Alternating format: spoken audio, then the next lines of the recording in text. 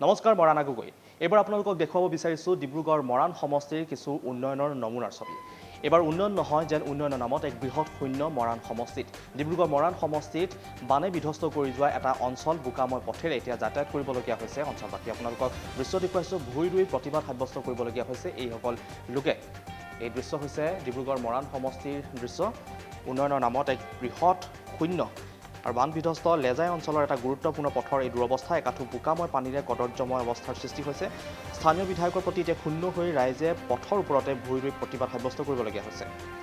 গৰুধৰীয়া হৈ মধুপুৰ বগীবিল সংযোগী এই পথ আৰু ৰাইজৰ প্ৰতিবাদৰ খবৰ পাই উপস্থিত হয়হি স্থানীয় যুৱ সমাজকৰ্মী সুনীল ৰাজকোঁৱৰ আৰু তেওঁ ততালিকে পথছোৱাই দি যাতায়াতৰ কিছু সুবিধা হোৱাকৈ এগাড়ী ভঙা ইটাৰ ব্যৱস্থা কৰি দিয়ে আৰু প্ৰতিবাদী ৰাইজেও যেন কিছু সকাহ পায় আৰু লগে লগে শ্ৰমদান কৰি পথছোৱা কিছু যাতায়াতৰ বাবে সুচল কৰি তোলে।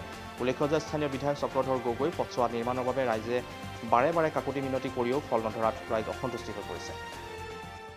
গোটেই বোকা ল'ৰা ছোৱালী স্কুললৈ আহিব নোৱাৰে আৰু নদীখনৰ ইপাৰে মথাউৰি বনাইছেগৈ আৰু যিমান পানী আহে চব আমাৰ ইয়াতে সোমায়। আমাৰ এইবিলাক কোনো বন্ধ নাই। আমি এবাৰ নহয় দুবাৰ এতিয়ালৈকে 3-4টা পানী আহিলেই আমাৰ ধৰক গৰু ছাগলী কিমান মৰিছে তাৰ কোনো হিচাপ নাই। ৰাস্তাটো যদি ভাল হোৱাহেঁতেন আমাৰ বহুত সুবিধা হয়, গৰু ছাগলী থাকিবলৈ হয়, মানুহো হ'লেও।